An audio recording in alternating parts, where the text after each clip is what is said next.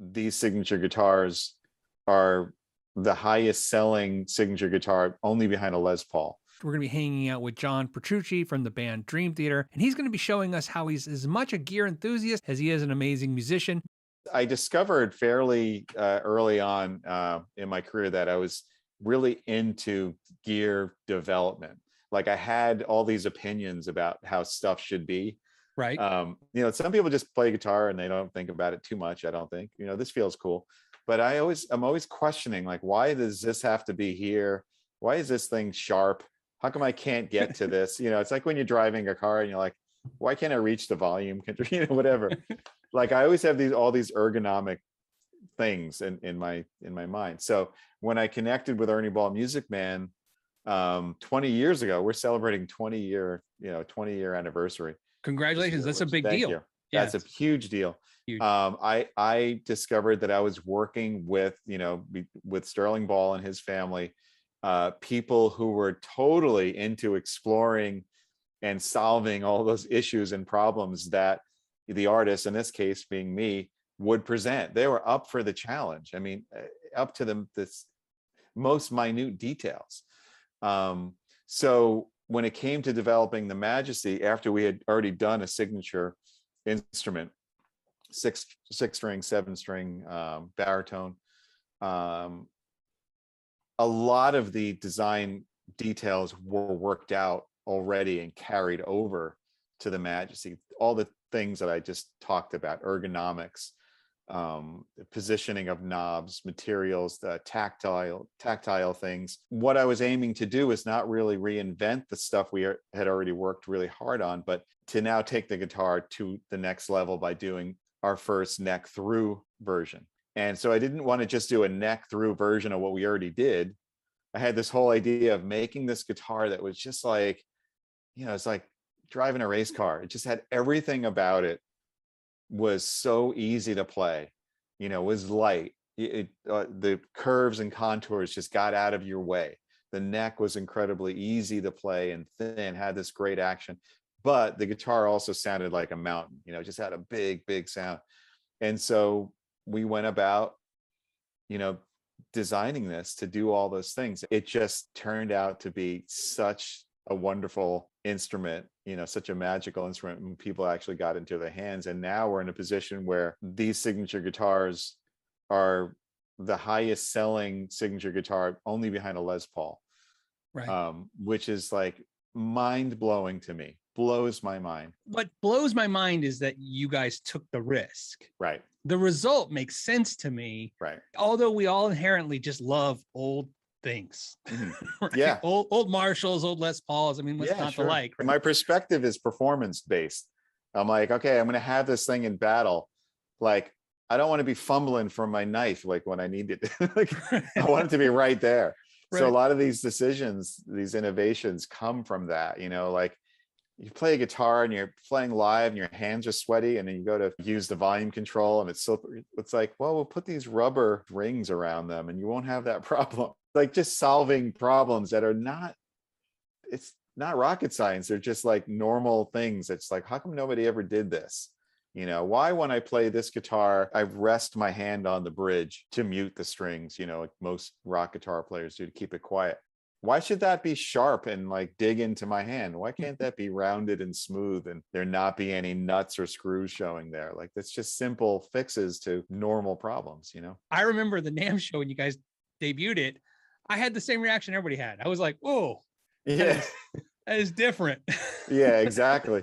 Somebody thought it was downright ugly. I mean, a lot of people thought it was downright ugly, but it's when you see things that are different, it kind of shocks you for the first time. And now, thankfully, everybody has kind of seen its beauty. But, there's two things there. One of them is you have the spirit of all the people at Ernie Ball Music Man. And their mentality when creating signature instruments with me or any of their artists is they're not thinking about the sales part. Like, yes, obviously they're a company and selling guitars is great, but when developing a signature guitar, the question never like, will this sell? Like, are people not going to like this little, it's like, no, as Sterling said, they make tools for artists. You make it according to that person's, desires, and then you put it out there. And it's very similar to making music. You know, you make music for art, and it's an expression of you, you know, as a creative person. And if you start to get too tied up or caught up into, are people going to like this or that? Does it sound too much like this? Then you're not being true to it. You know, the second part of it is that, you know, the best advertising for stuff like this is to actually hear it and see it in action. And I always said, just listen to Dream Theater albums and come see a show. Like, that's, you want to hear what this guitar sounds like, listen to this album. You want to hear what this amp sounds like, it's on this album, and here it is live. It's the exact same stuff. So there's nothing better than believing in what you do as a signature artist, and then, you know, embracing that and following that through with your work, because it's all genuine.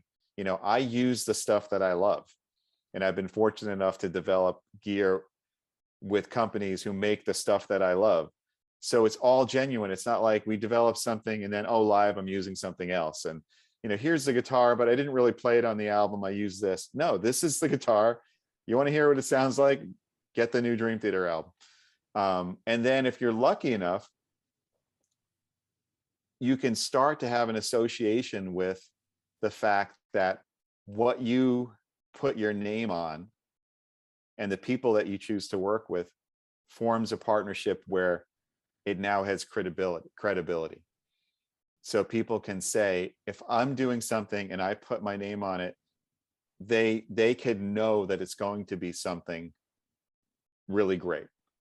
You know what I mean? Like there's that association, whether they ultimately like it or not, but there's a connection. And I have always modeled that off of, like, whatever, Walt Disney. Like, you know, if Disney does something, they're going to do it right. You know what I mean? They're just going to do it right. So it's like, whenever I do something, you know, I'm going to do it right. So, you know, that connection between my name and the company and the gear is something that's so precious if you could develop it in that way. When you did the prototyping, did you guys do clay molds? I mean, how did you, or did they just No. keep making one wooden Yeah. one after? Oh my God. I know, they kept making so many prototypes. It's insane. And like not with the Majesty, because we didn't want to reveal the shape, but with previous versions, you know, if we changed little things about the guitar and I got a prototype, I would play it live to test it out. Like, nobody would really notice. Maybe some people would notice. They're really watching carefully. I would try it live to see if it was something that I was, again, it's all performance based, see if I'm actually going to like it. So yeah, they constantly build guitars. Crazy. The switches, the way they're recessed. Oh, I mean, yeah. just everything about, like you said, it's, I guess the word would be like congruent, right? It walks the walk, Right. It talks the talk. Like the Yes. first time I saw the guitar, all I could see was all the massive expense it took, probably not only to design it, but all those cuts and all that time, even for CNC machines, the time those machines have to spend making all these ergonomic cuts. We're so used to guitar manufacturers going, well, if we do this, it's 5 minutes faster and we can get X amount more made this month. No, they don't do that. Right. It's crazy. And, you know, and with these guitars, because of the shape and the contours and the neck through, part of their process is robotic, part of it is by hand. So that combination is so cool. And so those guitars have so much care put into it, that, you know, when you get one, you open the case, you're going to be like, this is an incredible instrument. You know that's going to happen. If you enjoyed this podcast clip, you can watch the entire episode by clicking the link in the description, and I hope to see you there. Until next time, know your gear.